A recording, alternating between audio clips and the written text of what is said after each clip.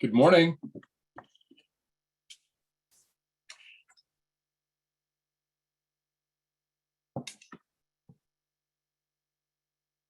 Whoopsies. There we go. Good morning, Dino. How are you today? Good. How are you? Good, good. 415. I don't know who that is. Let's find out.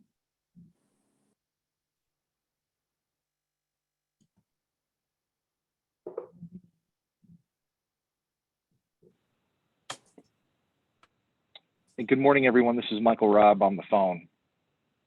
Good morning. I'll rename Michael.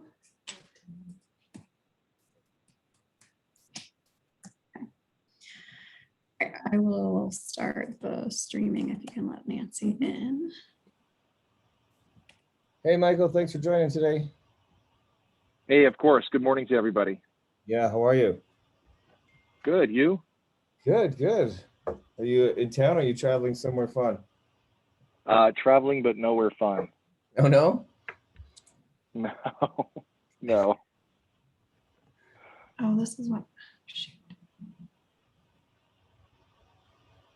All right. Morning. Good Good morning. morning.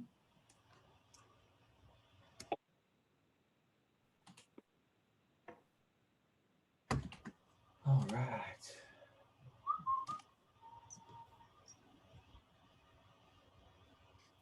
We're just getting the recording started, so we'll just take one more minute while we do that. Okay. Sounds good. Permissions. Michael, have you and the family had a good summer? Yeah, I'd say so far so good. How about you guys? Very good. Yeah, it's been quite enjoyable. I just blink and it's over. I mean, I've got twins who will be heading to Cherry Creek High School in just a few weeks. It's pretty amazing how time flies. That is wild. Are they excited? I think so.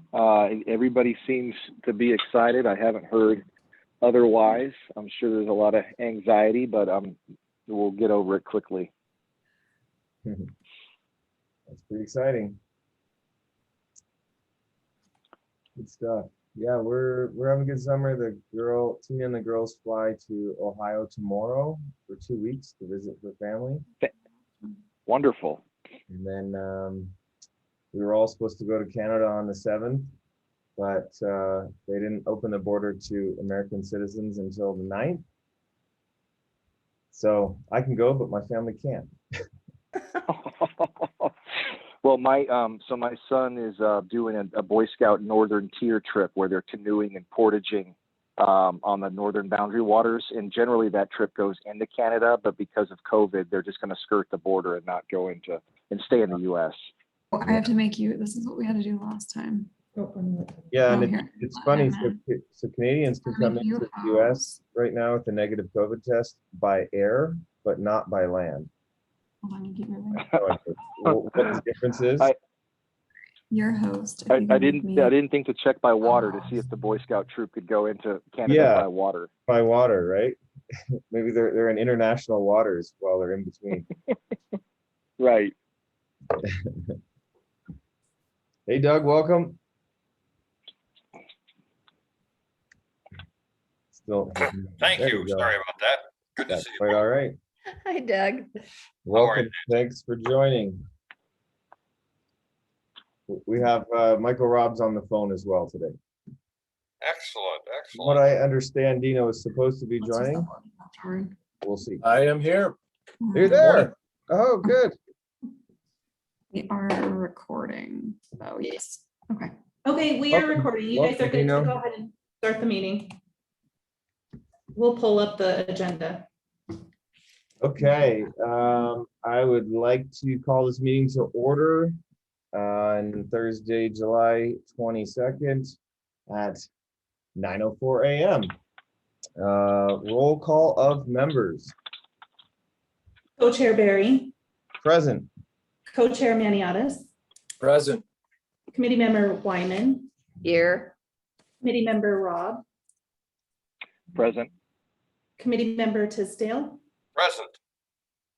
and Committee Member Chrisman is absent right now.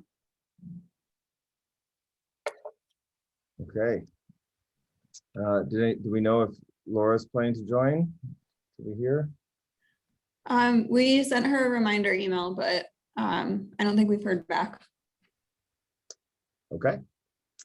For this consent agenda, like to approve the July 14th minutes. Move to approve the July 14 meeting minutes. Second. Aye. Aye. Aye. Aye. Okay. Were there any items removed from the consent agenda? Nope. Okay. Unfinished business, 75th anniversary celebration. Okay. Dino, how are you? Thomas, good morning. I'm doing good. How are you Good. doing? We're great. Thank you. Thanks for joining us today. Excellent. So we've been hard at work here with the crew. The city staff have been doing an incredible job as well, supporting us and doing a tremendous amount of legwork. So we're very, very thankful for that. And so let's jump into it here. City staff, do you guys, are there things that you have you want to take us through, things you've been working on first? Sure. So let me here, I'm gonna try and go in a logical order. Let me jump down to, I'm gonna skip the bench rental idea because I want to check in with Laura and see if she's made progress on the straw bales. We were looking at these as kind of a fallback if the straw bales weren't able to work out. So I'm gonna skip through this one and jump to the stanchions. Okay. So we do have these stanchions at Quincy Farm. Nice. They're just kind of raw cedar. They're not finished or anything. So, and we have 8. So we have enough to do all of the corners and openings that we need to for the wine corral. Yay. The rope that we have for them is like bright blue. So we figured you guys probably weren't interested in that. It's kind of the opposite color that you all were looking at. So you can get 150 feet of 3/4 inch sisal rope. So really natural looking at Home Depot. So we were looking at getting that to go with these stanchions if these work for you all. So throwing it out to the committee to see what you think. Those are great. It's Yes. kind of exactly what I had in mind. Yes. I actually spent after the city council meeting the other night on Tuesday. I had my girls with me, as you all saw. We went over to John Mead and played in the park a little while, and just kind of took notice of the wooden posts and the rope that are, a major element of the children's park there. And I think this look will tie in beautifully with that. Very, very similar. Question for these stanchions: how did they attach the ropes to the top? Are there any eyelets or holes drilled through these stanchions? Yeah, we have eye bolts that we insert in them. Perfect. Okay, So they're just plain like stainless eye bolts to hold Okay. the rope. so all we need is a rope.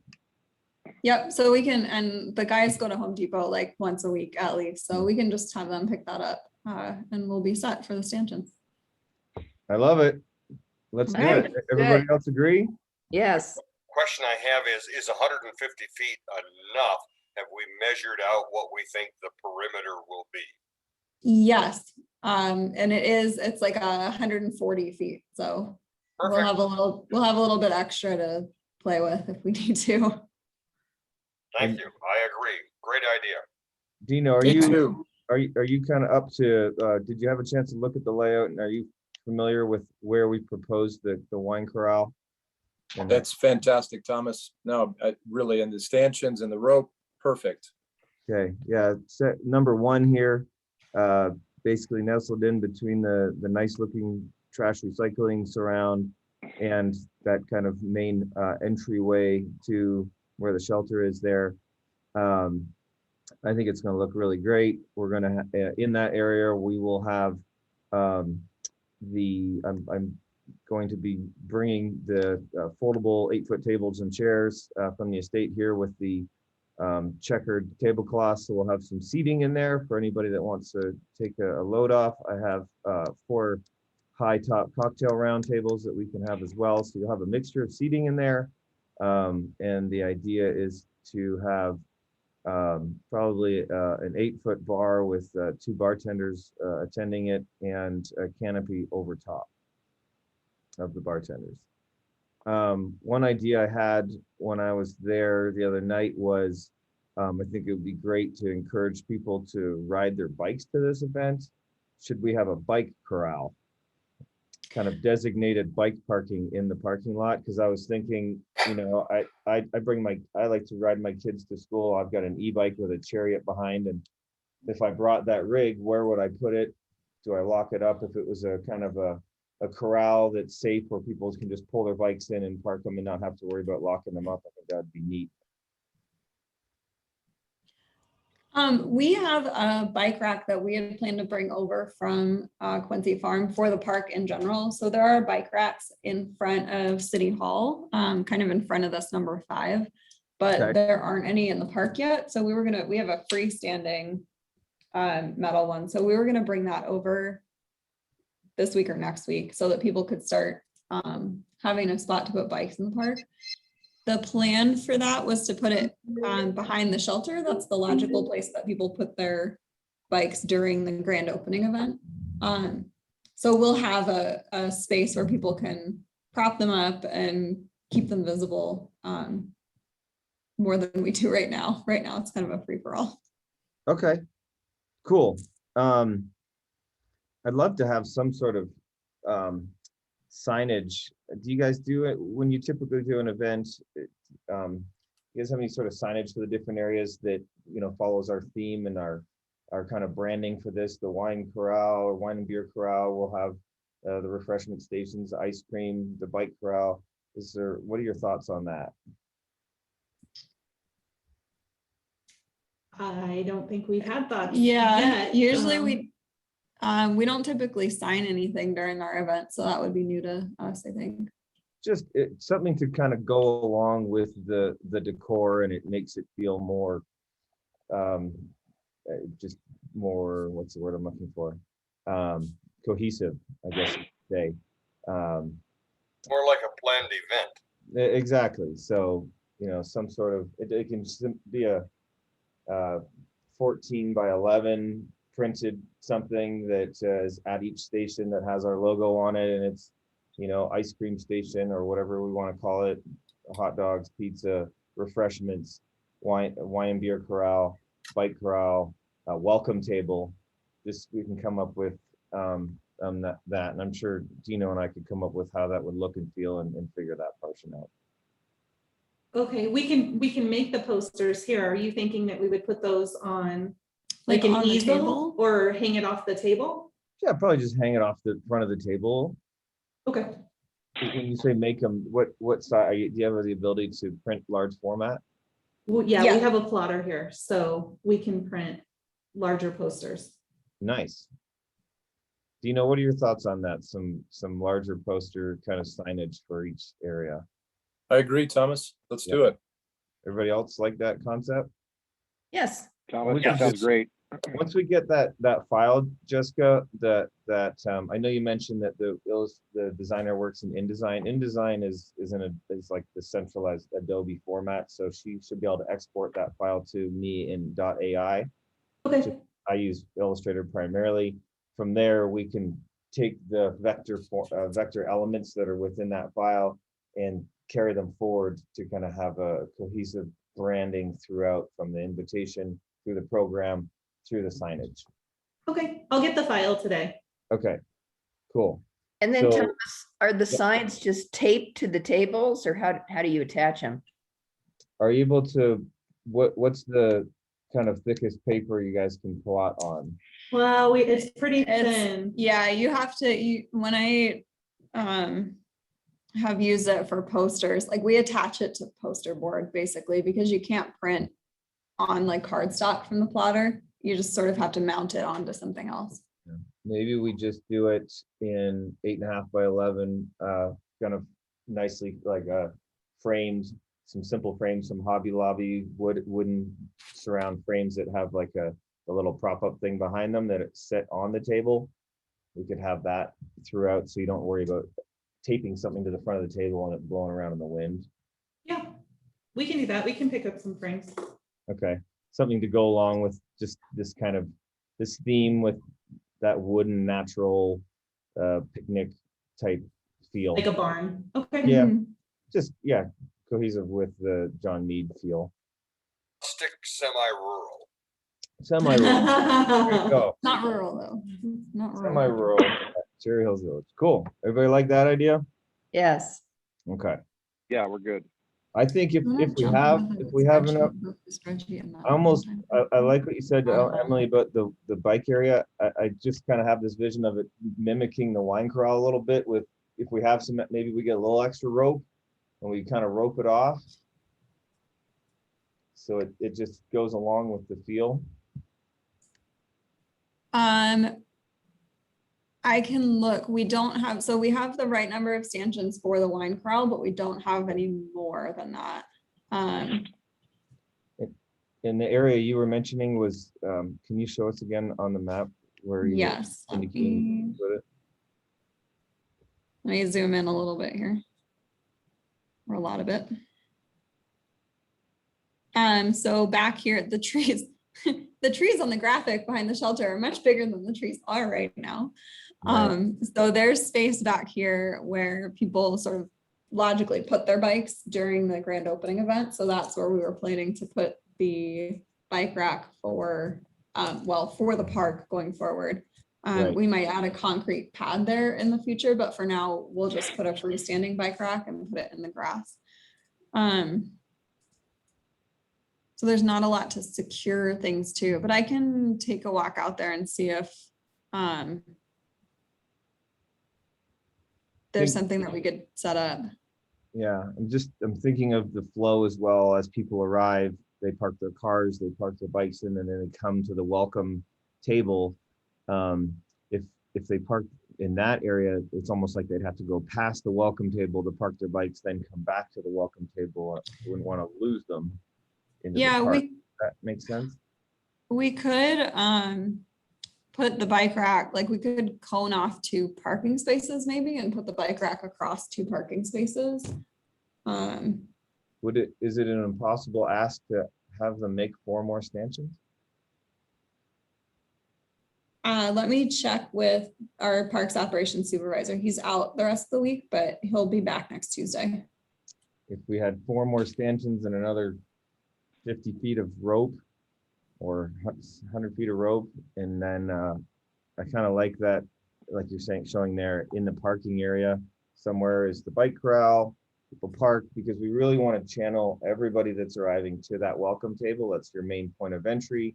We don't want people just kind of randomly going into different ways, because we want to welcome them.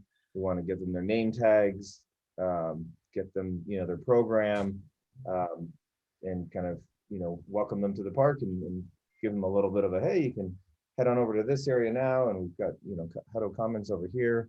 And then they kind of enter the park all through that main channeling, if that makes sense. I think that's probably a good idea, Thomas, to have them kind of channel in this from the same direction. I agree with that, and I do think one comment I would make about the bike rack and placement and marking it off, you might, if you get some stanchions or even if you use something else, use that blue rope that we already have, because it does mark it clearly as a parking area and it's something different. So I just suggest that as a possibility. That could work. That's a good thought. We might want it more visible if we're taking up parking spaces too, just so nobody tries to Right. starts to try to park there and has to back Yeah. up. I'm fine with that. And the bike corral may need an 11 by 14 printed sign backed on postal board or something that's adhered to the stanchion versus the framed option for that. Yes, Cool. Okay. Everybody like that plan? yes. All right. Thank you. your board. Okay. So I'm gonna jump over to the spreadsheet now. So we've highlighted things we're looking for input on. Let me see if I can I make it like a tiny bit smaller? Yeah. Better. So for the name tags with the ribbons, I found a company that does, they have pre-made like 5-year, 10-year, 20-year, all the different denominations. So that was really helpful. We'll be able to get those in really quickly. I was just hoping that you all could give us a sense of how many you think we need of each category, because our sense is probably a little bit different since we tend to hear from people who are new to the village when they're sort of getting settled. And I have one impression of how many newcomers there are versus old timers, but let me flip over to here, this name tag one. So there are, I think are going to do 5-year, 10-year, and 20-year. And then Jessica and I this morning talked about doing just a plain color for people who've been here less than 5 years. How many of each do you think we should get? It's a good conversation starter if everybody has a ribbon, and then it kind of, so you can say, oh, you've been here that long? I didn't realize it. I like that. Yeah, I think it's a good conversation starter. You can welcome people who have been here for less time, you know, and get to know people. I like it. Yeah, and that's a good thing, but you're going to hear from folks too. You need a lot more than 20. I mean, I look at me, I'm 33 years, and I know there are others who have been here longer than that. So you might think about that too. But the question is, that's right, we're not going to order like 100 of each. I mean, you're talking probably relatively small numbers on that. So that's something that's hard to figure out. What are they? And they Hi, are guys. It's Laura. Expensive? I have an idea. Hi, Laura. Hi. I do an event. I participate in an event in which they do a very similar thing, except when they get people who have done the event so many times, they just put gold stars on. So if you had a ribbon, you're over 30 years there, you might get 1 gold star. If you're over 50 years, you might get 10 gold stars or whatever. But the stars, I think, would stick to the ribbons or to the name thing. So you get a blue ribbon or whatever. What if on your name tag for every 5 years you've been in the village, you get a star? So Yeah. Doug, you'd get 6. Yeah. Right? I am thinking though, when you're signing people in, it's a lot faster to be like, great, 25-year ribbon than it is to sit there and put like The stars on. hold on, let me put 5 stickers on your name tag while a line forms Yeah. behind I mean, you. the other thing we could do is hand them the stars and then they can put it That's on true. themselves. So Yeah. That's true. Or they can put the stars on their name tag, because then it'll stick. right. So if Yeah. they, if they want to let everybody know that they've been here X number of years plus, they can put a couple stars on it. And if they don't, that's okay too. Okay, so is it a good idea then to do 5, 10? I have a note to myself that the color is funny for the 20-year one, so I think we want to do 25. And then we'll get gold star stickers to do, and we can add on to 25, like, okay, another 5 years, you get another gold star, another 10 years, you get 2 more gold stars. Does that make sense? Okay. I think the stars is good because if it's color coded, then we need to include a legend somewhere, and then people have to reference the legend to understand. Oh, they actually, here, hold on, let me click this so I can show you. Oh, can you see it? Kind of just popped up. I just see the map. We're Oh, just hold on. seeing the map right now. I'm sorry. I didn't realize it's not sharing the screen. Hold on. Yeah. Let's do this. Okay. So they actually have the numbers printed on them in gold. Oh, I see. Those are the ribbons. Yeah. And that would stick onto their name tag, or? Yeah. So it sticks onto the Back of the badge holder. Right. The back of the badge holder? Yeah. Here. Yeah. that adhesive And the part stars, sticks on and the the back stars and could hangs stick down. onto the name tag. And the stars could stick onto the name tag. So, Yeah. Yes. because they're tiny. So are Yeah. you saying we would do ribbons and stars or just stars? I Oh, think no, we ribbons do, and stars. yeah, ribbons and then stars for people to add 5 years past 25 years. Right. And what is the pricing? Your screen is cut off just where it gets interesting. Yeah, they're 21 Very cents each. So they're Okay. pretty cheap. Yeah. Okay. Can you show us what you're proposing for the name tags at this point? I don't have a design for them or anything. The badge holders are just the clear, just like when you go to a conference, the clear like 3x4 Yeah. kind, a clip or a pin. I was gonna get both because sometimes people don't like to pin through whatever they're wearing. But I don't have a design for the name tag itself yet. Emily, is there an option for red rather than blue? Each ribbon is a different color. So let me get back to here. So 5 year is red and 10 year is green, I believe. Oh, 10 year is orange. Mhm. And then 25 is that blue. I see. Thank you. So just so I understand the name badges, you're saying you're planning for a clear, what it would be like 3.5 by 2.5 or something badge holder that then there's an insert that goes Yeah. into it that they write their name on, they put it in and then they pin it on themselves? Yes. Okay. Trying to understand flow of potentially 150, 200, 250 people arriving all at one time and how we would make sure that that's a seamless arrival. Well, for people who have RSVP'd, we'll be able to make their name badges ahead of time. And we also are collecting information about how long they've lived in the village. So we'll be able to make and put the ribbons on anybody who's RSVP'd in advance. So for those people, we could just alphabetize them and have them ready to hand out.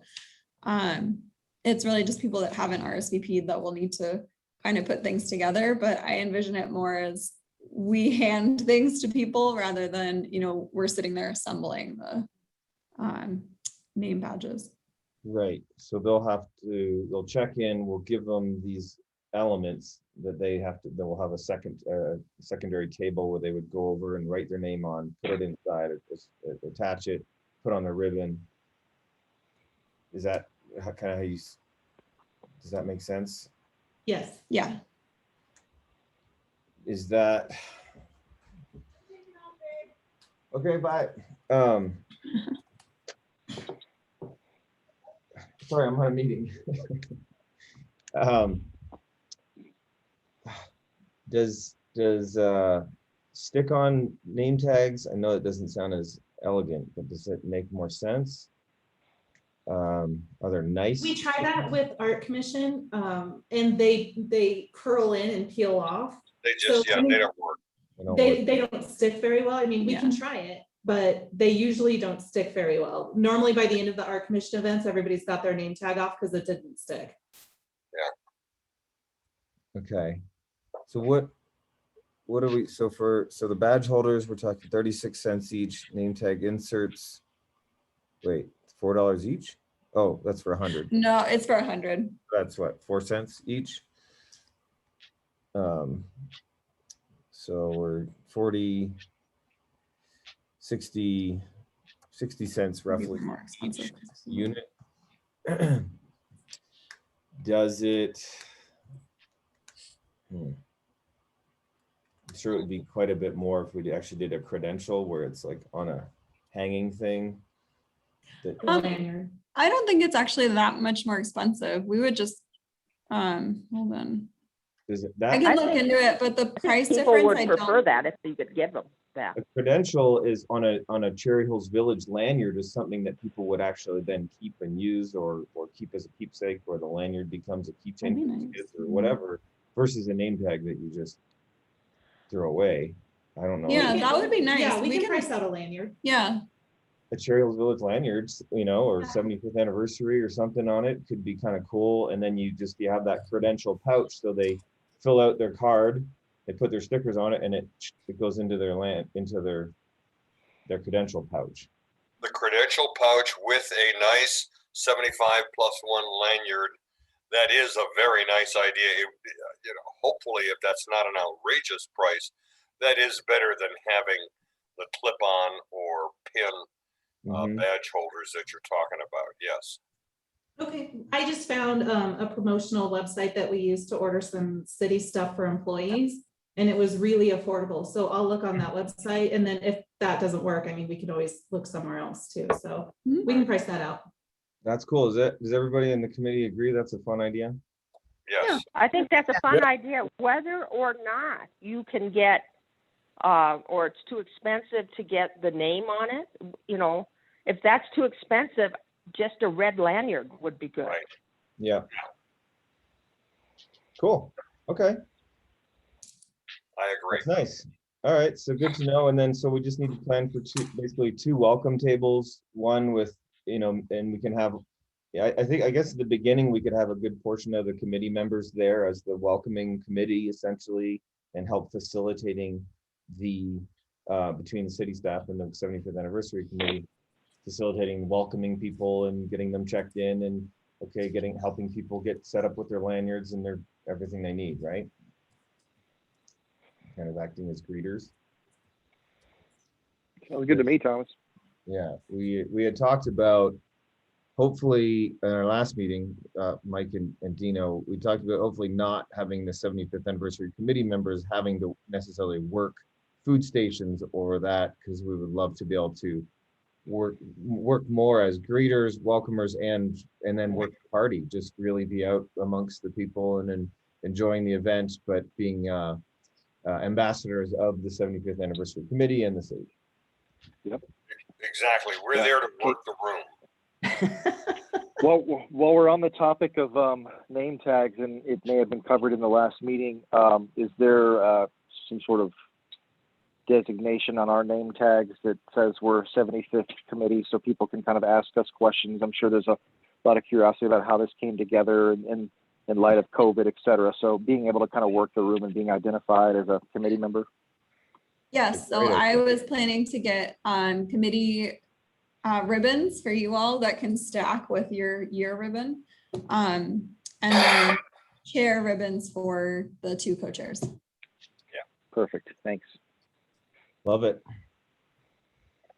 Do you want your names printed on the program as well? Yes, that's a good idea. I agree. Okay. Especially if it's going in the time capsule. Yeah. Okay. I think it's great. Joke, but yes. And for the committee's reference, we're working on getting enough staff on our side so that we're not assigning committee members basically to be working tables. That way you can, if you want to do the welcome table, you can, but if you want to be floating and able to mingle and greet people, that's where we want you to. So we're trying to Yeah. get enough staff. Well, that You don't have jobs I'm pretty besides sure to we be have there. enough already. I think, Yeah, yeah. so if we go to the setup, we have two bartenders, we have a hired person at the pizza station plus an employee, someone at the ice cream table, someone at the refreshment table. Emily and I can help at the welcome table, and then we have 2 extra employees that can run back and forth or can fill in at each station as needed. And there might be one more Might have another, person that's yeah. available as well. So I'm pretty sure we have enough staff to cover the event. Awesome. Love it. On that note, who all will be available on Friday for preliminary setup? It's always good to do a full walkthrough of the event, kind of a run of show type of deal. I know we'll get to it, but Doug, you are going to work on the actual script for the dedication and what that's going to look like. So be great for as many of us that are available, even if it's just for an hour the day before. After, if not everybody's available to help do setup, that's okay. I'll be available the day before. We can get the bare bones foundational elements set up on Friday, but then if we all can meet for an hour to do a full walkthrough of the event, that'd be great. And then we can do a final day of walkthrough the morning of. What's the time frame you're looking at on, it's Friday, August 27, I am available. What time frame are you looking at? Depends on everybody's schedule. You know, I would imagine, I plan to bring over, you know, bring all the tables and such over. I don't know if we're feeling confident that we can leave the tables and things there overnight, or do we put those up Saturday morning? They take a few seconds to pop up. It's not a big deal. But hopefully we're gonna have the straw bales. Those can, I think, all be put in place Friday. Picnic tables, you know, all of that kind of things we can have staged out and marked off where we're going to actually be putting the folding tables. So that would, I imagine we're from, you know, let's say 9 till 11 or 12 on that Friday is like set up. So maybe do we all meet at 12 for a walkthrough from over lunch, or 12 to 1 or something? 12 to 1. Okay. Do you want us there earlier, Thomas, to help you with the setup? If anybody, whoever's available, no more hands. Yeah, Thomas, you just need to tell us what time. You know, we don't want to show up at 8 and you're not going to come till 10, you know. How about we do, 9 till 12 or 1, and we just get everything set up and we do a walkthrough, and when we're done, we're done. Sounds good. Okay. Yes. Sounds like a plan. Thank you. And then day of, if the event's from 3 till 7, what time do you guys feel comfortable showing up for final setup? And Well, we probably want to be there at least by 2 o'clock, I would think, for the committee. Thomas, you do these events. What do you think? when I do these events, I put in usually 18-hour days myself, so I'll be there first thing. The one thing I always try and avoid is a fire drill. So I always bake in more time than we need, so that I'd rather have everything 100% beautifully perfect. So we get an hour before the event starts to kind of catch your breath, refresh, grab a bite to eat, make sure you're good to go. So I would say, if we're going to be putting up all the tables and the final setup that morning, I'll be there definitely at 10, if not earlier, to do that. But if all committee members wanted to be there at noon for 3 p.m. start, that's a 3-hour kind of window for us all to put the finishing touches on everything, do a final walkthrough, make sure we're all happy with everything and ready to go by 3 and 2:30, because people show up early sometimes. Right. Okay, let me tell you what I will do if we do that. Just so I will come whenever you tell me to come, and then I will go home, shower, change my clothes, and come back. Good idea. My guess is I will be not pleasant to be around. Yeah. So why don't we all plan to be there at 10 a.m. on Saturday, get everything perfect, and then that gives us time, like you said, run home, get a shower, get cleaned up, change your outfit, because you'll be wearing 2 completely different outfits in the morning as to the actual event, and then come back refreshed, ready to look good, and all that fun stuff. I think that sounds good. For me. Yeah.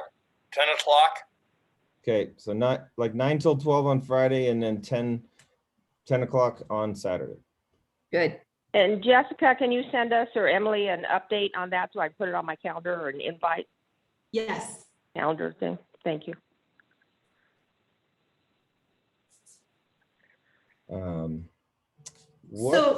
if the committee's going to come at 10 on Saturday, I will tell the employees to come maybe around 2, since we'll be paying them, and I don't, they won't be able to come and then leave and then come back. So I think I'll probably just tell them to come at 2 and then just stay until it's done. But I mean, we'll be here. Yeah, early. Emily and I will be there. Yeah. It's just the rest of the employees. That sounds good. What do y'all think about, what would say the city staff typically wear, or the employees that'll be there, what would they typically wear to something like this? T-shirts Yeah. we usually, for park staff. Yeah, we usually t-shirts and jeans, like nicer t-shirts and jeans. Yeah. But like, like- For park, it's a little bit different for park staff as opposed to, so we're having employees help out that don't usually help for special events. But for park staff who are in the field, usually they just wear a clean t-shirt and is it a Cherry Hills Village t-shirt or it's just a whatever? yeah, it's a Cherry Hills Village like What color staff would the- t-shirt. Would the t-shirts be? They have a bunch of different ones from over the years. Some are dark green, some are, most are dark green. But the Okay. employees that are helping do not have Cherry Hills Village t-shirts because those are admin. Yeah, So we don't have uniforms. We just wear right, street clothes. Okay. So is it possible to have the people that do have work t-shirts to be all in one color? It's only two of them. Yeah, it's only two. It's We only can- Jameson and We can Ryan. order some Cherry Hills t-shirts for staff if you'd rather. The majority of them are admins, so they Right. don't have anything that would probably match. Yeah, I mean, I envision the 75th anniversary committee folk all being in our summer casual, dress casual attire, looking nice. For, you know, yourselves, Jessica, Oh, Emily, people are you know, t-shirts. street clothes sound fine unless you all wanted to get nice white t-shirts that said Cherry Hills Village on them with the logo or something, and then there's like a unified on the look shirt. and feel for the city staff. I don't know. What are your thoughts on that? I would recommend we order red ones if you wanted to be consistent, just because white, I know for park staff will just get destroyed. From a practical standpoint, so that people can actually wear them, I would go with red, but we could order t-shirts for staff. I think that sounds good. And if the committee wants t-shirts, we can order t-shirts for you as well, unless you'd rather wear something different. Yeah, it's hard to do nice casual in a t-shirt, so Yeah. I do not want a t-shirt. Yeah, I don't either. Yeah, I think, I think dressy casual for us is fine.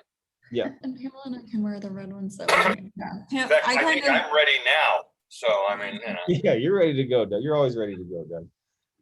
Okay, so we'll do red t-shirts for staff. Cool. I don't know the hired staff that we have. I don't know what they'll be wearing, so I can email the person that I coordinated with and find out if that's something that we can have them wear. Or maybe they can just Okay. wear a red shirt. It doesn't necessarily have to say Cherry Hills. They can just wear red. Okay. Yeah. I like it. Okay, Thank you. sure. You guys are so flexible. Okay. Where were we? We were talking about wine and beer next. Right. Okay. I do have, I had a telephone call with Jim Schwall at Applejack and sent him an email as a follow-up, telling him what we were looking for. I told him we were looking at 6 cases of wine, 3 red, 3 white, and asked him to give us his best price. I told him that both Pinots and Argonaut were giving it to us at cost, so it would be nice if Applejack could beat that and maybe donate one of the cases of wine just out of the goodness of their heart. I have not heard back from him yet. I am hoping, if I don't hear back from him by noon today, I am going to give him a call and just follow up and kind of bug him. But I'm very confident that Applejacks will meet or beat whatever Argonaut, and for that matter, Pinot. And I hate to do that to Pinot. I'd love to throw him the business. I spent an hour with him last night. But I think that we can probably get really competitive pricing. So what we can do when I have that information, rather than even convene a special meeting for it, we can just email that around. I'll send it to Jessica and Emily, have them email that around to the committee, and we can decide what we want to do. But as I said, I'm confident they'll come in at a price even lower than what Argonaut and Pinot might do. Yeah, Doug. If it's how not did you arrive significant, at those Doug, I would numbers? go with Pinot. I'm sorry, say it again. If it's not a significant price break, I would go with Pinot unless Pinot says no. I Go agree. ahead with Argonaut. No, I I think you're right. And I made that clear to Applejack that we're getting good pricing from other folks and Pino's in the village. So give me something that's worthwhile, and we'll see. And I'll have that information, as I say, hopefully within the next day or two, and we'll circulate it. Doug, how did they arrive at those numbers for 6 cases? Well, I don't know how attendance numbers are we staff did. basing that on? Yeah, I did an estimate based on my notes are downstairs in my office, so I don't have that here. But I did an estimate based upon the number of people that we thought we would have and the number of people who might be drinking wine. And you figure you get four glasses of wine per bottle. And so I took a total of 6 cases. And so that's what, 72 bottles of wine, and said, given that, I think we've got, however many that is, I forget now, I got to do the math, 300 glasses, and you've got 100 people who'll be drinking wine. People who drink will have 2 glasses anyway. We might have more. If we have 150 people, again, who are drinking wine, we're definitely covered. A keg of beer has, again, my numbers are down. A keg of beer has I think 175 glasses of beer in it. And I thought that would probably work out okay too. So does that price 1,600 include the beer, or that's just the wine?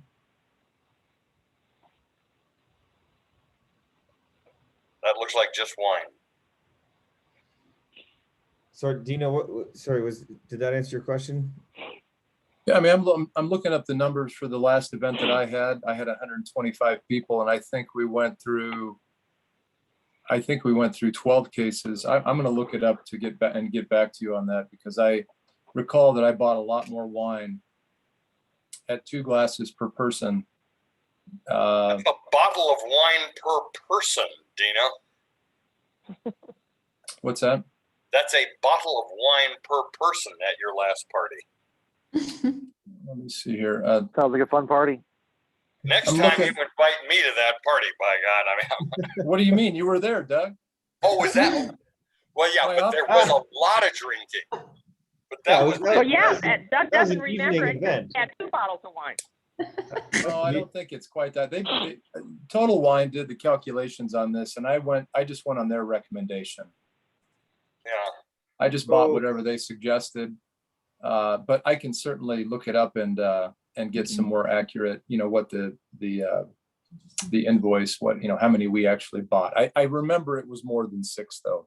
This is also an afternoon family event where I would hope that every adult's not going to drink a bottle of wine per person. Yeah, no, How many, if we're looking at how many people, 250 to 350 people, is that, I mean, what, do we have an idea of how many people we are expecting? This is we've been basing our numbers off of 150 at this point, but we don't, it's hard to know. So but what we do need to know, and this is a good question, Doug, is if we just bring in 6 cases of wine and 1 keg of beer and all of a sudden 300 people show up, we're going to run out. So ideally what we'd love to arrange with them is bring 12 cases of wine, bring 2 kegs of beer, and we will pay for what is consumed. Whatever does not get consumed, we don't get charged for. You can always return what you don't use. That's Right. very common. So if we buy 12 cases of whatever it is, combination of red, white, anything that is not consumed, we can return back. That's customary. That's typical. So there's no downside to purchasing more than what we would need. And if we have a lot of like La Croix or LaCroix or whatever it is, something where people can have an alternative that isn't just water, you're going to get people maybe having a glass of wine and then a glass of sparkling water or whatever, peach, whatever that stuff is that everyone likes. It's a good point. We do need to have some non-alcoholic options in the bar. There's a refreshment station out in the park, but we will need non-alcoholic options there as well at the bar. So we need to make sure that's priced in as well. And just another quick note on the selection here. I would recommend that we do, say, if you're going 6 cases, I would do 2 red, 2 rosé, and 2 white versus 3 and 3. It's a very, very popular summertime drink, rosé, these days. I know at our events we go through, gosh, you know, usually 60 to 70% of it is consumed as rosé in a summertime event. Maybe you don't get any white, Thomas. Most people who drink white will drink rosé. It's true. Yeah. It's true. Yeah, white is definitely the lower on the pecking order, for the lowest for sure on consumption. So, yeah, we could go 4 rosé, 2 red, and 1 white, or whatever. You know, again, if we have 12 cases, we bring in a lot. Whatever gets consumed. Whatever doesn't, we return. But I just think having those 3 options is important. We can have 1 local craft beer, whatever, some sort of an all day IPA, or a lager or a pilsner that doesn't offend anybody on tap, and then the non-alcoholic seltzer waters or Pellegrino for those that do not want to drink alcohol or need to pace themselves. And do we get Thomas, those this is Costco? The non-alcoholic drinks, do we get those at Costco with the ice cream and, Yeah, we can get those at Costco. okay. What's that, Dino? Thomas. This was Michael. I didn't just say a comment. anything. Oh, Michael, sorry. I don't want to go too in the weeds more on the beverages because it sounds good. I think my question was answered by you. If we over purchase, I was going to suggest kind of more white and rosé than red. Over purchase probably solves that. So good. Just wonder if anybody on the call or in the meeting has any connections to like local breweries or wineries that would be willing to provide their beverages for free in exchange for kind of the free promotion, whether it's Carboy or Monkey Theorem or some sort of craft brewery down here in South Metro. Just curious, probably not worth investigating unless somebody has connections somewhere. Yeah, Michael, we just did a big military event at Fort Carson, and we had there was a beer rep down there that handles, I guess they're the Western Territory rep, so I can reach out to them. I think we need to have Okay. the staff chime in though, because I think there's some rules around what we're allowed and not allowed to do there. Oh, yeah, we can only, entities can only donate beer and wine if they have a distributor's license. So we can't accept, legally they can't from state statute, donate to us unless they have a distributor's license, which a brewery might have. But that's just an important question to ask. So Dino, is that something you want to spearhead? Yeah, this is a rep from, they're a representative from the, I'll look into it, I'll find out, but it sounds like they're a direct representative of the brewery. So let me look into that and I'll get back to you, Thomas. Excellent. It is the one thing, Dino, that we have talked about before, and just be aware, the liquor laws are arcane at best. But yes, it must be a distributor's license that the individual has in order to provide, excuse me, the donation to the city. On that note, with the beer, I wonder what that system looks like. Is it a kegerator? Do they have some sort of, and that, Jessica and Emily, I don't know, in talking to the company that's providing the bartender, would they be providing the dispensing unit? Is that provided by? No, we would need be, to. yeah, we would be. We would need to providing it. rent that. So when we priced it out with Pinot, it was for bottles. It wasn't for, Yeah, a Pinot keg or doesn't have anything like kegs, that. so he gave us bottle prices. Okay. Does that, Dino, do you think if we were to able to work something out with the local craft beer distributor, do they have a cool kegerator dispenser unit that they can bring, and then do they have a representative that would come and pour the beer and be able to talk about their beer? Yeah, that's a good question. They come fully prepared. They'll bring a small pop-up tent with all the advertising banners, as part of their consideration for a nonprofit event such as this. They would bring everything. And as I understand it, they would even bring the refrigeration as well. So, but I will confirm that when I talk to the local rep.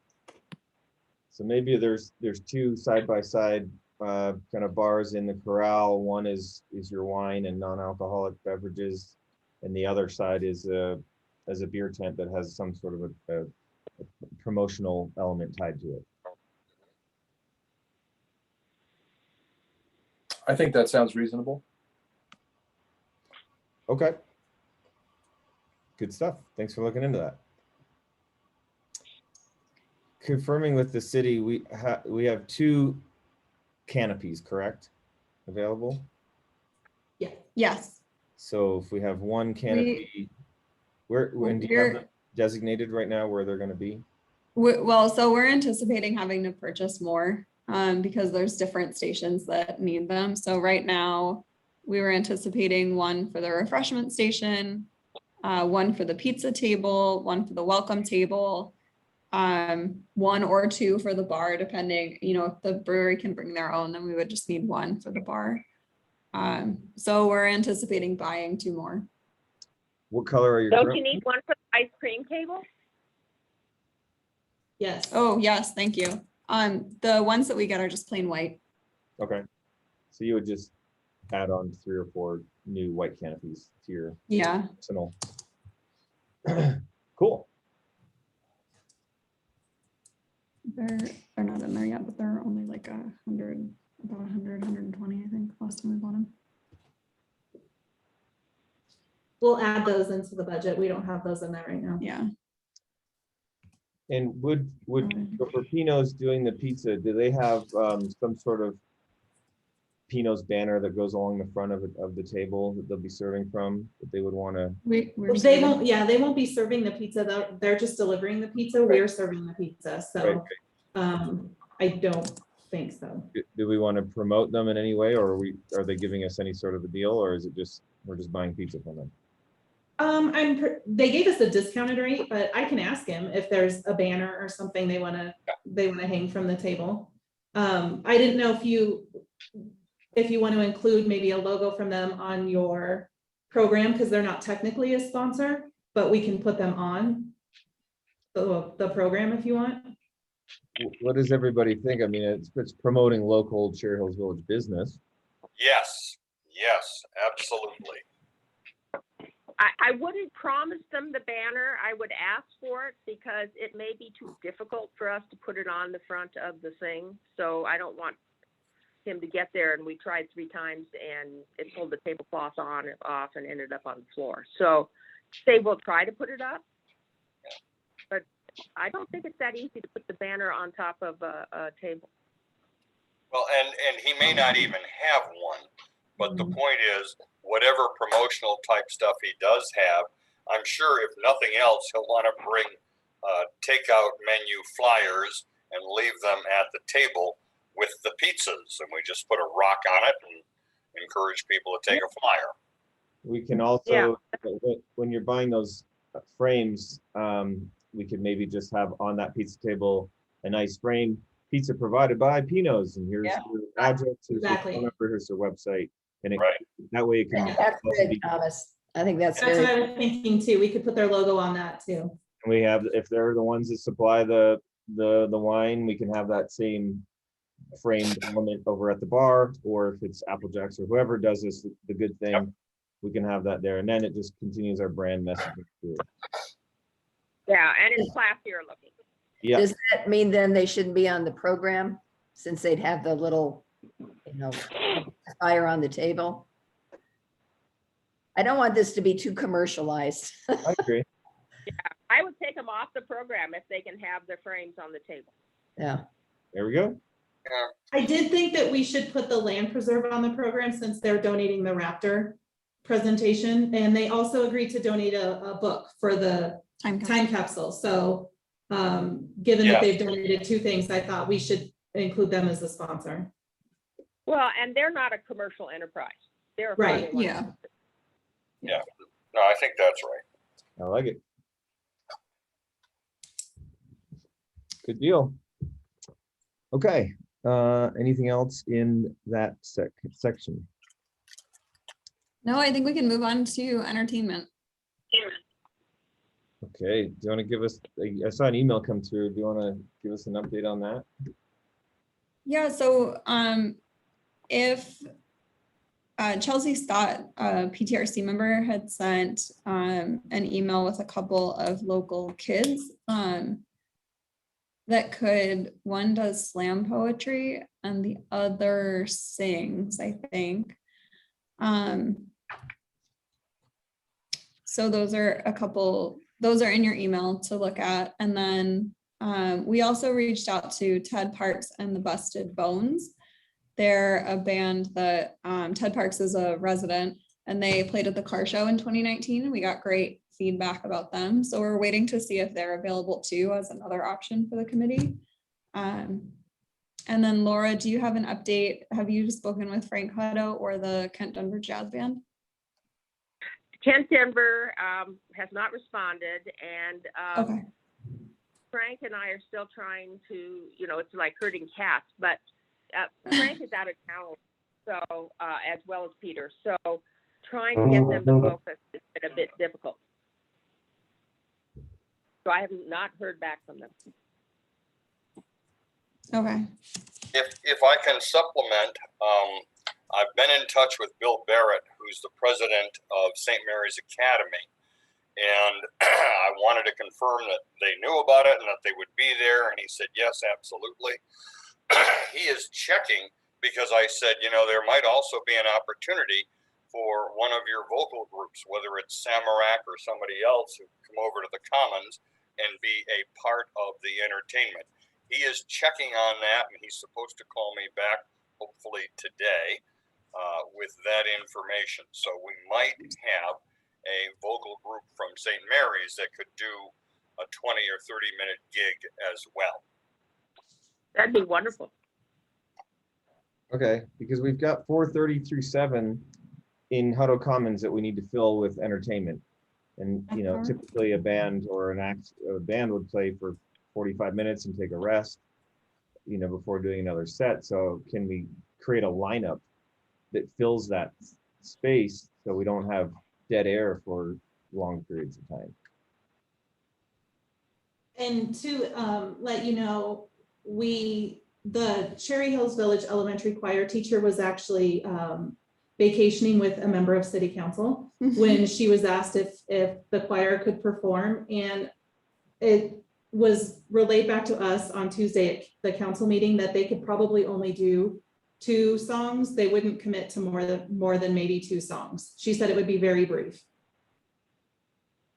Okay, Well, that's and so good that's what, information. 8 I know, it was a little bit different than what we thought. Yeah. So, but Yeah. yeah, that's what was relayed back to us is don't plan on them doing a whole 1-hour show, because they will more than likely only be doing 1 or 2 songs. So can you add this in, so the choir, so that would be approximately 7 minutes of time, right? Yeah. That's about A right. half-hour performance, 10 minutes. 10 minutes, call it 10 minutes. Do we think that what was it, poetry, and what was the other element? Someone that could sing, child that could sing?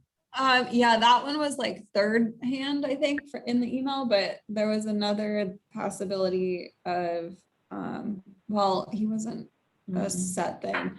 Her other son does, or it's not Chelsea, it's her, a friend, I think, does electronic music, but she wasn't sure. He's playing like the night before and then has something that afternoon, so she wasn't sure that he could really commit to it.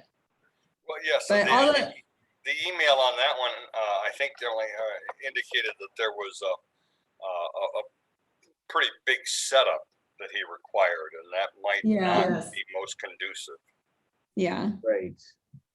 Because that's what was my next question is, how do we transition from each performer to the next in terms of the microphone, the speakers, if this band, Ted Parks and the Busted Bones, which I think would be super fun, they're going to have to set up their whole setup. And I don't know, typically if bands share their setup with other people, how that works. Well, generally they do not, but that doesn't mean they can't be totally set up. Yeah, And it's just a matter of unplugging one and then plugging in somebody else for the Yeah. kids. I mean, the kids aren't going to have an elaborate setup. would, Yeah, I guess it's a question for this band. If the band were to go on last and do, say, the final hour, right? Though Mhm. up before that, could we use their microphone and their speakers for the children to sing through and whoever else to perform through? The kids don't. I think for the kids choir, I can double check with them, but I don't think that they like amplify Right. themselves that I know of. Right, the poet would probably need amplified, I would imagine. I don't know. Yeah, that I don't. Well, actually, I the don't know. choir- I will say the more different acts that you add on, the more awkward it can get sometimes with the transitions. Yeah. So my recommendation from some of our other events would be to keep, like, if we can get performers that can perform for larger blocks of time, that's usually advantageous, because otherwise you do, I mean, even if everything goes totally smoothly, you do have an awkward, quiet, we're switching out this person and bringing in this person, and we need to set up and check their sound transition time. So Right. So I it wonder can if get, Ted Parks and the Busted Bones would play 2 sets. And so that's, say, 2 45-minute sets. So that's an hour and a half with a break in between where they could just have piped in music. So I don't know how long their break would be in between. If it's a half an hour break, that gives that's 2 hours. So then we fill that first half an hour with choir and a poet or whatever else, so that the band's fully set up. We have the choir and anybody else we're filling some time with that doesn't need any sort of their own equipment. They perform during that first half an hour. Then it's the band, and the band's got it from 5 till 7 with a break in between with piped music between their sets. I think that's a great plan if they'll do that. That sounds the easiest. okay. What do they charge, Emily or Jessica? They were very kindly donated their time to us for car show, so I'm gonna find out. I think it's a few $100s. Cool. But I'm waiting to find out if they're all available. So Ted is checking with his other band members. And if they're doing 2 sets, it might be more, obviously. So I'll report back as soon as I hear back from him. Would this be Yeah, the because first? give me as much information as you can, because I'll go to Frank with that information at least to see if they'll sponsor all or part of it.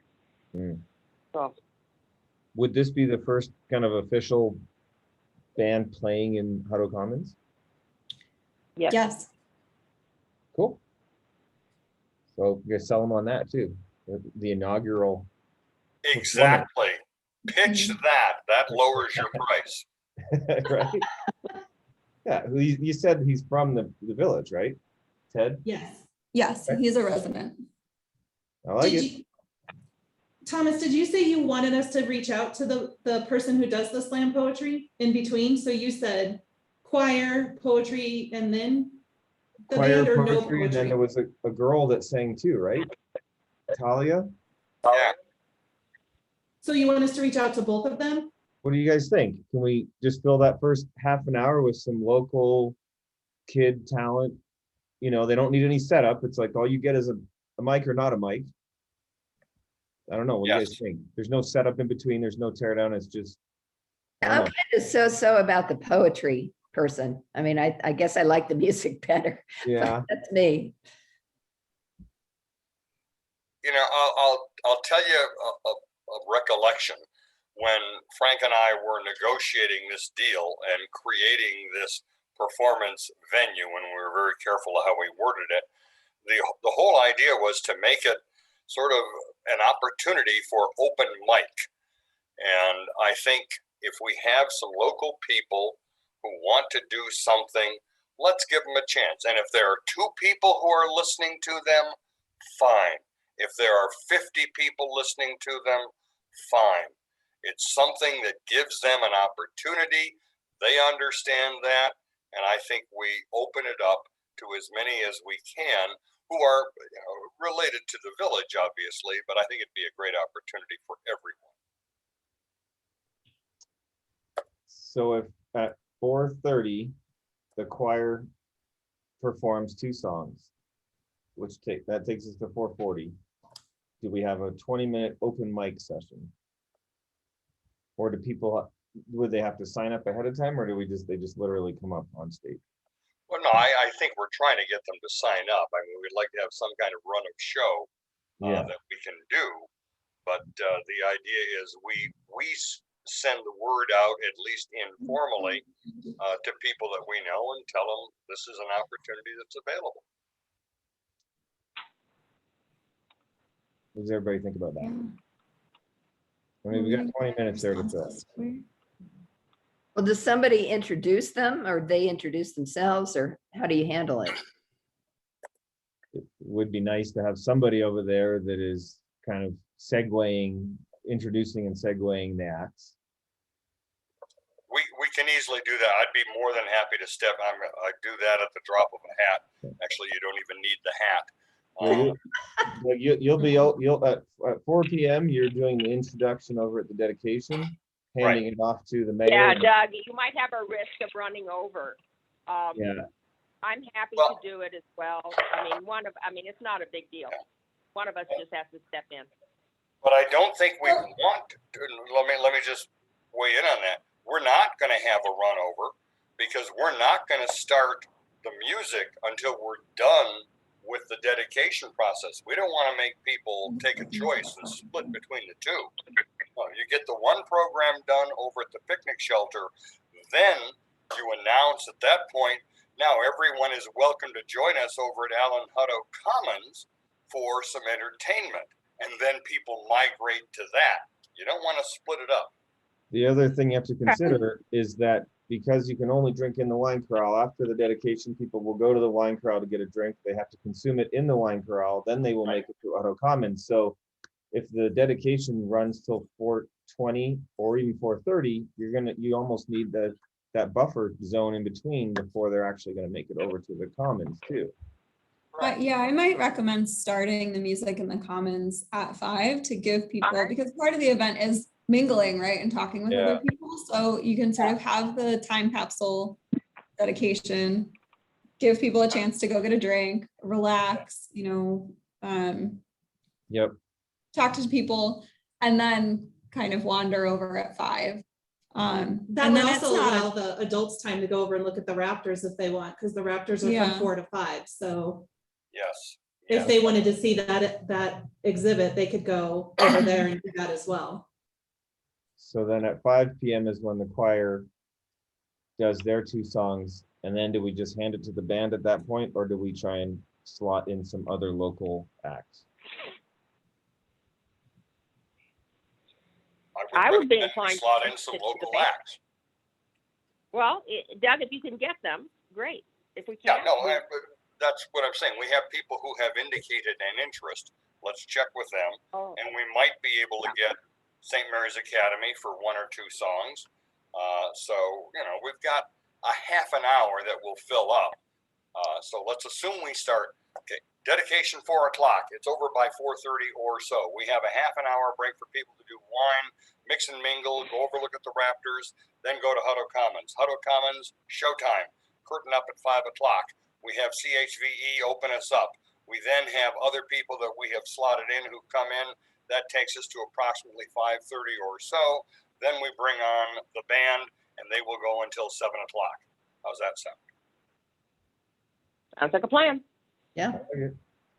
Okay, so we just need to fill in approximately 20 minutes of local acts. So 2 acts that do approximately 2 songs. So should we wait to contact the kids until after we hear from St. Mary's?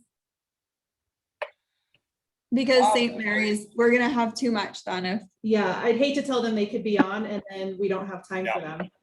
No, I think that's right. And as I said, I will get back with Bill Barrett after noon today if I don't hear, and I'm looking at my emails now while talking to you, and I haven't seen a response yet, so we'll see what I hear from him. Okay, then we'll hold off on, we'll just let Chelsea Scott know we're still looking into it, so she doesn't think we're ignoring her email. Yeah. And, Yes. we'll be in touch. Stroke them, let them know we're looking. Okay. Okay, awesome. What's next? Bars. So for actual bar furniture, are we looking at renting a bar or just setting up tables? So that's kind of what we need to figure out is the total number of folding 8-foot tables that we have. Typically what I do for the bars is I actually have 6-foot tables on risers. So it's bar height with long draped black tablecloths over top of them. I have those too. So we've got that covered, but I need to know the total amount of 8-foot folding tables and tablecloths and chairs that we'll need. So I have 5 stations right now, so 6 if we're gonna do 2 at the welcome. Because I have welcome, pizza, wine, possibly beer, ice cream, and refreshment. So that could be, if we do 2 tables at the welcome, that would be 7. Is that 7, right? and yes, and then inside the corral, we're gonna want what, 2 tables and 4 cocktail rounds? Yes. Yeah. Well, So at that's- least 2, I think. I mean, people can bring the food in and have the drink, right? I have some. Yeah. Just don't know the number. So maybe I other mean, the table. wine corral is only so big is, I guess, Yeah. why I say that. Okay. Mhm. I picture it a lot of standing room in the corral, you know, mingling with the drink in your hand. So that gets us to what, that was 9? So if we do 2 for wine, 2 for beer, 2 for welcome, 2 for pizza, No, no, and then an sorry. ice cream So and a refreshment. one 6-footer on risers for wine, 1 6-footer on risers for beer. He has those. Got it. Thomas has those. Yep. And then Okay. I just need to know how many 8-footers we need. So 2 in the corral, 2 in the corral, 2 2 for for the pizza. welcome, 2 for pizza, 2, 4, 1 for refreshment, 7, 8, 9. I have 9. 1 for ice cream. You get One for ice refreshment, cream. 1 for ice cream.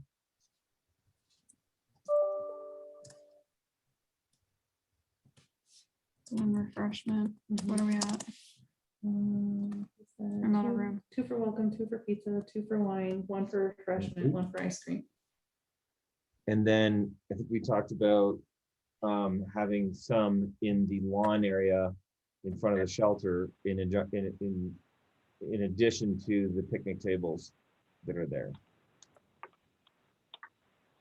So maybe. We can do folding tables, or if you'd prefer, we have more picnic tables that we could bring over. How many so do you that- have total? I think we have 7 total. So there's 3 at the shelter now, and I think that we have 4 more. Okay, that 7 picnic tables in that area with, and we're also planning for straw bale seating areas as well in that area, and then straw bales in Hutto Commons. Okay, so that's 2, 4, 6, 7, 8 tables. Perfect.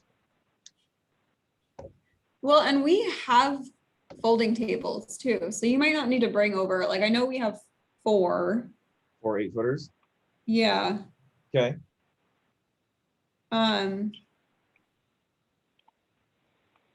perfect. So I just need to know So, yeah, we can plan to 4 have plus- those plus the 4. bar tables, and then I would need a total of how many tablecloths? We're at 6, 7, 8.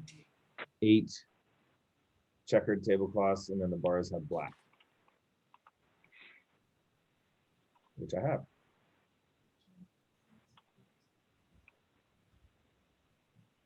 Quick question on, the They're money bad on slotted in tables, 'cause for if you like Step 3, you can catch them.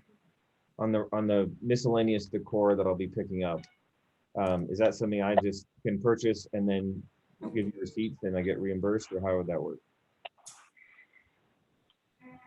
It's, if you can tell me what you want, I can buy it, because then we can get it tax exempt.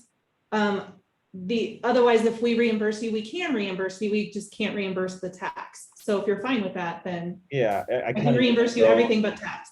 I kind of need to go and hand pick some stuff from like Hobby Lobby. I'm fine with donating the tax to the government.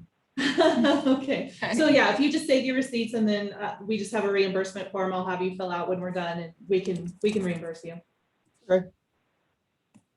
Do you want to pick the frames then, if you're going to Hobby Lobby? Do you want to? Yeah, I can do that. Yeah. I can Okay. do- yeah, I'll do a calculation of how many I need. I'll get those. Okay. Did we budget in for floral at all? No, No. Okay. Do we have some room for probably $200 to $300 worth of like sunflowers or floral of some type? yeah, I Yes. think so. Okay, can we put in like $300 for floral? Do you want to add it? Oh, I can put it up here. I have all the vases. We just buy a bunch of sunflowers, and they're super easy to arrange. You cut the stems, set them all in, and gives you a nice pop of color and some warmth. Okay. And then Thomas, you put those on the tables, the flowers? Yeah, we've got centerpiece rectangulars for the tables. We've got cylindrical vases for, the bars and the refreshment stations and stuff, and just kind of adds in something living to the decor. Okay.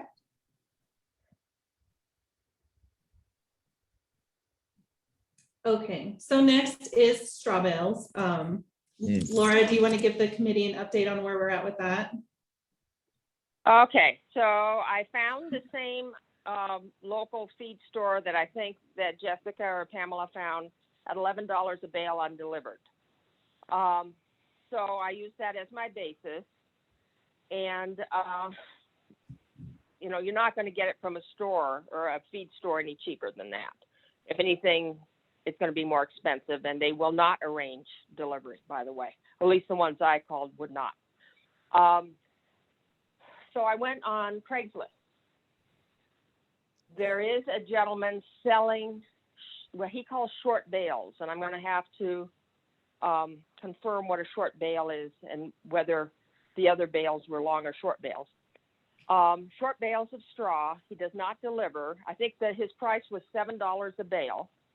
Then he had the name of somebody who apparently only speaks Spanish, so that's going to tax my Spanish. He will, we think, deliver at $3 a bale. I have not called him to confirm that yet, only because wanted to get your feedback. We won't know the quality of these straw bales until we see them. They are, however, a better quality than most of the ones that I looked at. But will they be the high quality $11 bale? I haven't looked at the $11 bale. If you're putting tablecloths over them, I'm not sure you care. Or, eating cloth. You do care whether they're tightly enough baled so that you can sit on them. Right. So that's, I have learned that most straw now is sold in the giant round tubes that, very few people buy baled straw anymore. So there's not a lot of options out there. It's 11 undelivered. And this is the only one I could find that was at all a quality of any quality of the straw that was baled and had an option of delivery. So did you guys want to talk about your other options, Emily? Yeah, so when you were still having trouble finding them to begin with, I went and priced wooden benches to see if that would be comparable, and they're actually a little bit cheaper. So these aren't the exact, thank you. Hold on one second. Here we go. Okay. So these long wooden benches delivered, we could get 12 12 delivered and picked up for $7.85 is the quote that I just got. So if straw bales don't work out, we looked at this as another possible option to have kind of group seating. And something else that we had talked about was getting picnic blankets to disperse like in between the benches, to keep with the theme and to keep the red checkered fabric and to give people different options sort of for gathering or pulling benches together, or having kids on a picnic blanket and then adults on benches, or however people want to do it. So that's another option if the bales are going to be difficult. Picnic blankets is an interesting thought. We could stage them in, say, Hutto Commons and almost pin down the corners. So you walk in and you've got them all spaced out nicely, and each picnic blanket is for a family or a group to sit on and enjoy the show. It's much easier to set up and tear down. And then, or if we purchase them, then you have them for the future as well. And then you don't have to worry about removing what do we do with the straw bales after the fact. So I think that's interesting. Kind of goes with the picnic feel. Would you want to do a mix of picnic blankets and chairs, or picnic blankets and benches, or just picnic blankets? Thinking just with picnic blankets. Okay. I mean, obviously in the main lawn in front of the shelter, you would stagger, you've got your picnic tables, picnic blankets. Over in Hutto Commons, it's just kind of like on those little mini tiers, whatever you call them. They're very slight. But say, front row has, 5 blankets, second row has 6 spaced out, back row has 8. So it almost gives it that amphitheater type feel. And they're kind of pinned in place, so it looks nice. And then everybody can just go and grab a seat on the picnic blankets. I don't know. Well, let me weigh in, if I may, as one of the more age-advantaged members of the committee, that the notion of getting up and down off the ground on blankets is not particularly attractive. Benches or bales, something needs to be provided for those who have some mobility issues in terms of getting up and down off the ground. Yeah, I agree with Doug. I think you need to have some benches in addition. And I like the benches. I think it sounds like the straw bales may be a little problematic. I mean, I like the thought of them, but I think the benches might just be less expensive and just easier. And that's delivered and picked up? Yeah. And that's 12. I don't know. I kind of guessed at a number. If we wanted 12 might be too many, actually, because I was thinking of, I was thinking of both sides. So I forgot about putting tables or something in front of the shelter. So I was thinking these were in front of the shelter and at the commons. I would think you could probably do 8 to 10 in the commons spaced out, and that would be plenty. So what if especially if you're doing picnic blankets? Yeah. Bench, picnic blanket, bench, picnic blanket. Yeah. Am I correct in thinking there's kind of 3 tiers to that? Yes. Okay. So say it was 4 benches in the back row, 3 benches in the middle row, 2 in the front.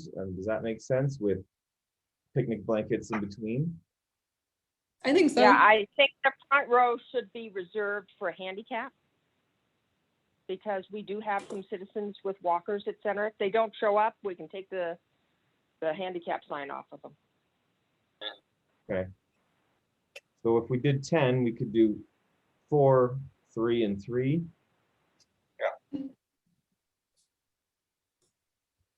Yeah, so we're saying that we're providing seating in Allen Hutto Commons, looking at the possibility of 10 benches, which is $300 from Denver Wedding Rental, and that's delivered.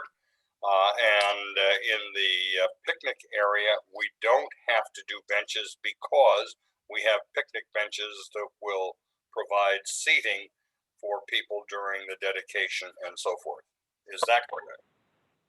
Yes, the price is higher per bench so Denver Wedding Rental Company is completely booked that weekend after they got back to me.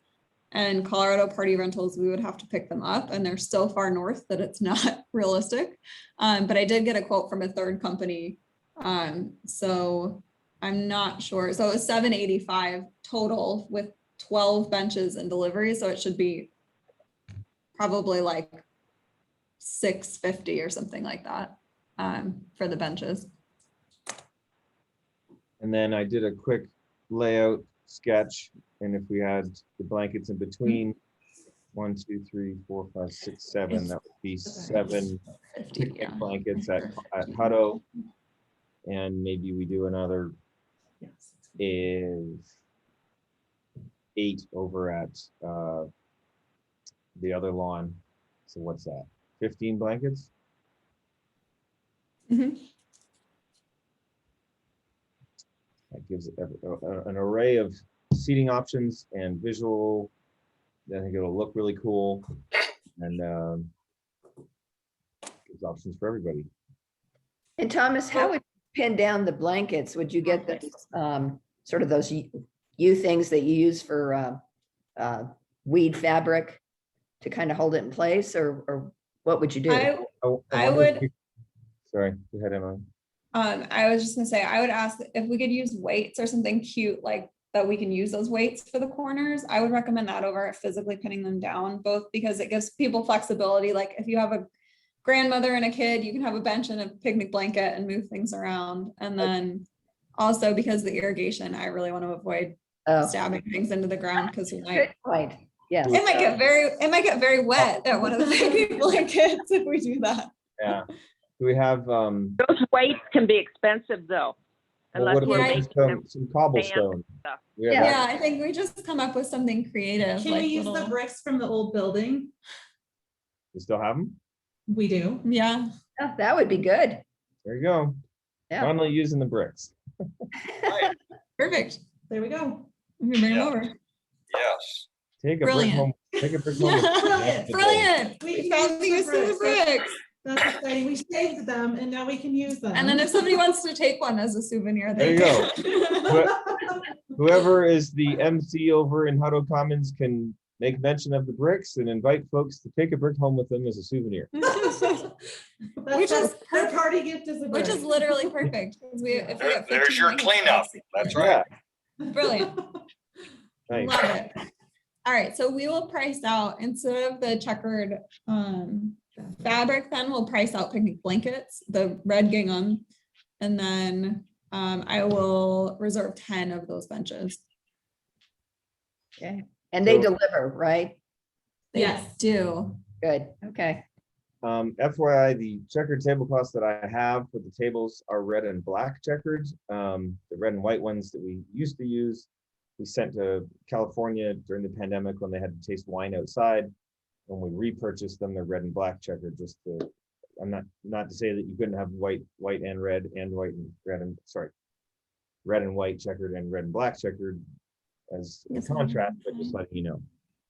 Okay, Okay, we'll pull some options and then at our next meeting, we'll get approval before we buy anything. yeah. Cool. Well, thank you guys, because I was worried that with my limited Spanish, I wasn't sure what we were gonna get delivered, so. Right. That's true. Yes. And I think we just saved ourselves a lot of physical effort from having to place 50 or 80. Yeah, straw I bales. agree. I agree. I also think it'll make the Parks Department happy because we won't ruin the grass either. Yeah, 'Cause my, they would have to move the bales right away. my so. parks operations supervisor They're a is little worried. having a little bit of having kittens over that. I bet. So we do have an update. I know, Thomas, you were obviously at the meeting, city council, and you presented the time capsule. Yeah. During the council reports, it came up again. So it was after you left, because we didn't really get a ton of feedback when you gave your presentation, but one of the council members brought it up during his report. And the overall consensus during the reports was they didn't want it to be mounted or placed inside City Hall. They preferred it to be buried. Oh, So yeah, a little bit different than when you left, but that's what's been communicated to the city manager and what happened at the meeting during the So- report. that's the official vote? They said there's no way you can have it on display within City Hall? Yes, their overall preference, I mean, they didn't vote because it wasn't an item that was on the agenda, but their overall preference and feedback to the city manager and to us was that they would prefer it to be buried. Well, then there's no sense in inscribing it. Unless, you Well, know. too some late. old- Yeah, Yeah. we might have already paid for Late, it, but- so, Too late. yeah. It will look beautiful though when they And- open it in 24 years. So that is, Yeah. I think that was still an important thing to do. Where can it be buried? Right, So- that's the question. We talked to the city manager this morning and he had a suggestion. It's obviously something that the committee can weigh in on, but we have, as you're walking into City Hall, we have the art, we have the sculpture Gusto that's on the right-hand side. There's nothing on the left-hand side. So he thought that maybe we could plant it there or bury it there with the plaque. So as you're walking into City Hall, you have something on your left and your right. Another option could be something I talked about with Jay a while ago, is putting it somewhere near the help me, patio on the side of the building, because there's space there that you could, like if you were sitting on the patio, you could put something like the plaque or something commemorating it, and you'd be able to see it sort of from the park and the fishing pier and the patio area. So that's another option as well. And would it be buried or sitting upright? Yeah, it would be buried. Okay. And what would you have covering it? Would you have like bury it and put a concrete pad over it Yes. saying Yeah. time capsule? Yes, so Yeah, what put a plaque on Jay envisioned when we discussed it originally was wrapping the time capsule in some kind of, I'm gonna say trash bag, but something better than that. The So, industrial, yeah, so then we have that like way industrial it- saran wrap. Right, so it Basically. preserves it and it doesn't get wet, even though it comes with the preservation kit, just to make sure that it's not getting wet. And then placing something concrete on top of it, just a concrete slab, so that way if we do have somebody underneath, if someone sees the plaque and decides they want to try to unearth the time capsule, it'll be a little more difficult, but we can do it. So they can't just walk off with your time capsule. Right. Okey-dokey.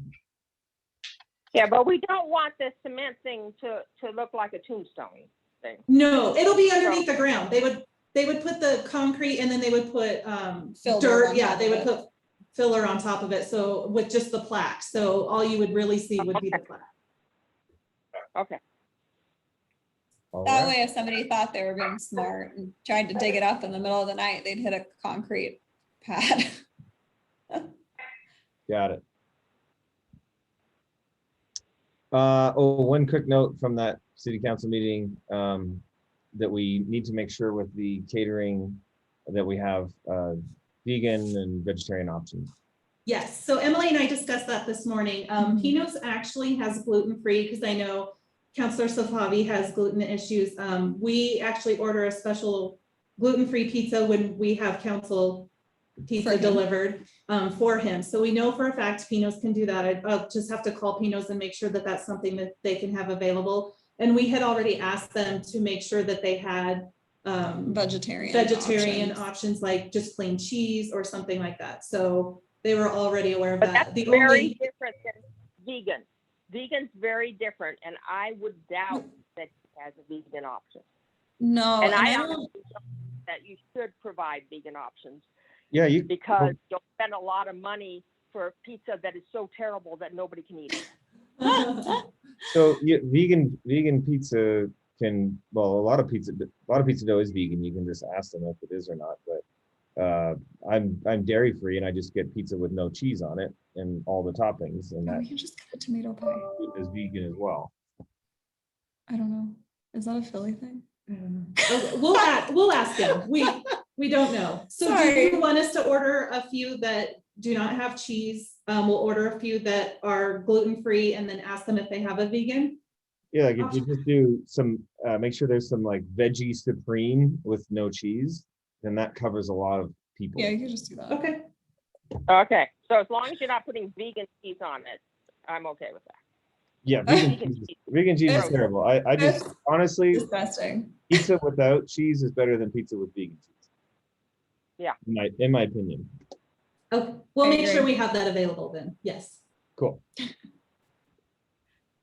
Okay, I'm still laughing over tomato pie. Sorry. I have to look up if that's like a thing outside of. I think Philadelphia. that's it. good on time capsule. Mayor. Oh, right. Do one of the co-chairs want to reach out to the mayor and officially invite him to the event? We have cardstock coming today, so we can print invitations, and we were planning to give council invitations, formal invitations, but do you want as more of a formality more than anything, because he is aware of the date and he has it on his calendar, just to ask him if he's okay making a speech? Is that typically a phone call that would happen?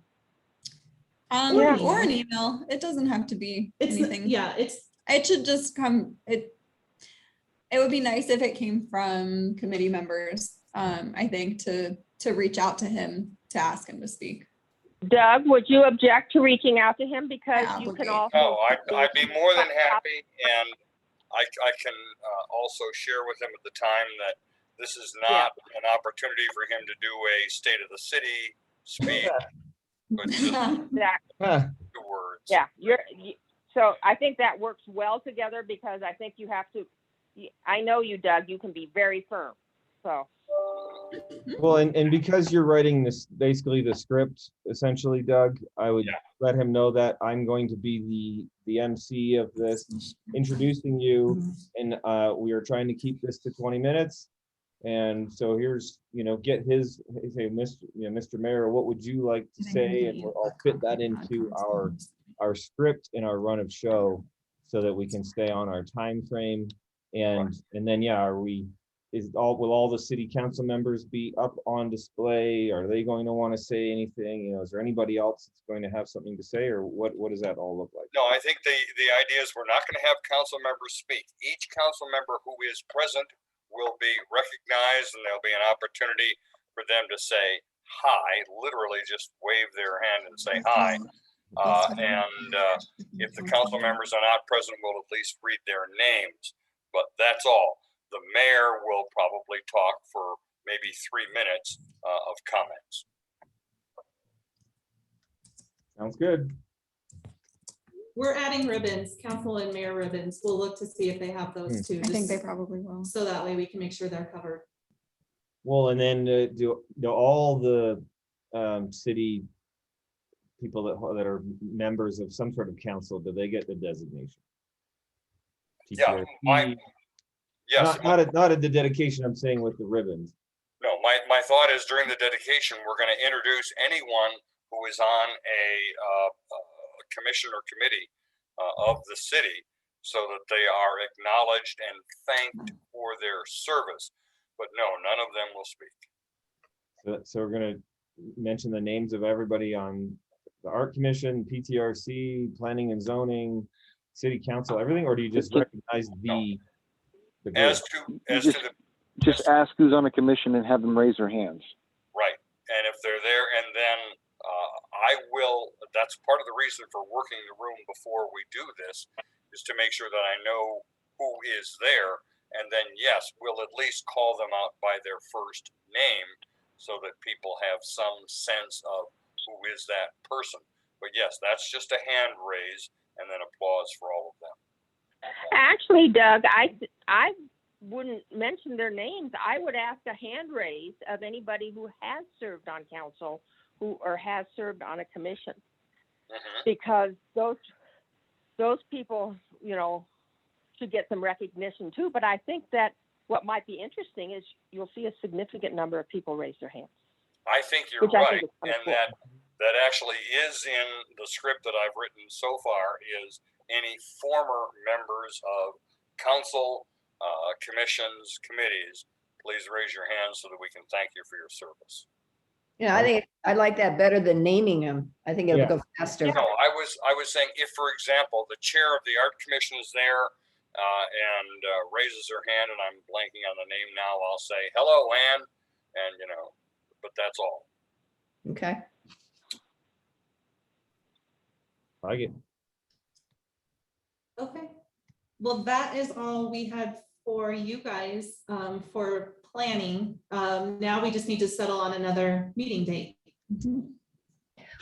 Well, I have a question. Did you all receive any information about what's going to be in the time capsule? Any feedback? Council didn't have any specific comments on it. No, I mean, We- yeah. committee. No, I did not. Not on the email that I sent out, no. I referenced maybe 50% of the things that were on the list when I was in front of the city council, and they were all just very thankful and appreciative to the work we're doing, and they said it all at that point in time sounded good. They didn't have any specific feedback on any of them. Okay, well, I had a couple questions for you all since we're on the phone or doing the meeting. With the toilet paper, I'm going to see if I can also find an article that talks about the run on toilet paper. Because in 25 years, people may not understand what a roll of toilet paper is doing in a time capsule. So I will see if I can find that. And then I guess I'm still a little fuzzy on the current cocktails and trendy drinks. I mean, I did a printout of the microbreweries in Colorado. It was 13 pages. I was shocked. I mean, I didn't know there were that many of them. But I've got that, but I guess I need a little help on any other drinks that, Nancy, would it help I have a family full of millennials and Gen Z. Do you want me to just ask? that would be fine. And if they can print up whatever is a popular drink, and email it to me, that would be great. Okay, I will ask them today. Okay. I mean, I drink iced tea, but that's about it, but I make my own.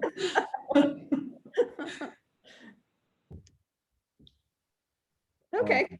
Okay, awesome. So future date, next meeting date.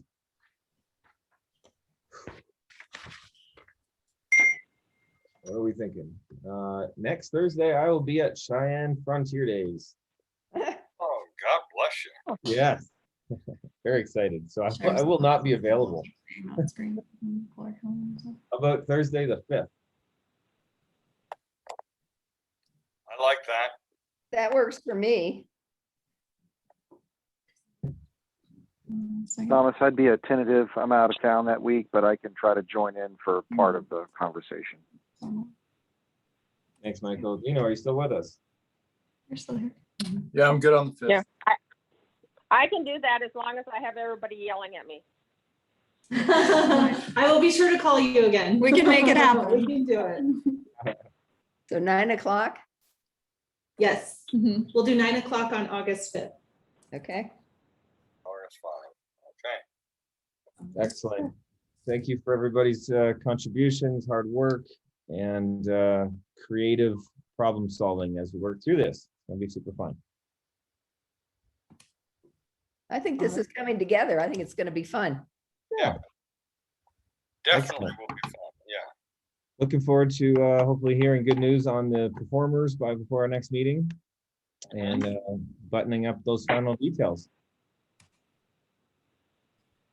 Yes, we'll keep sending you information as we get it too. So if something changes drastically that we'll need to, keep looking for performers or something. If Ted's not available, we'll get that information out as soon as we can.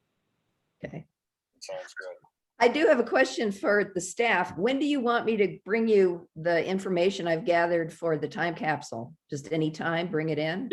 Yeah, just anytime that you have time, as long as we have it before the day of the event, then that's fine. I mean, even if you want to bring it the Friday before when you Okay. come down. So whenever.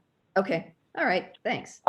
Could you guys mention the Arapahoe County Mounted Police in the program? They have confirmed that they will be there. Okay. Oh, great. Nice. Great. That'll be good. Okay, folks, thank you so much. Anything else? I think so. I think we covered it. We're good. You're in the meeting, 10:48 a.m. Okay. All Thank right. you. Thank you all. Thank Thank you. you. Thank you very much. Thank you. We'll talk to you soon. Okay. Bye. Bye. All right.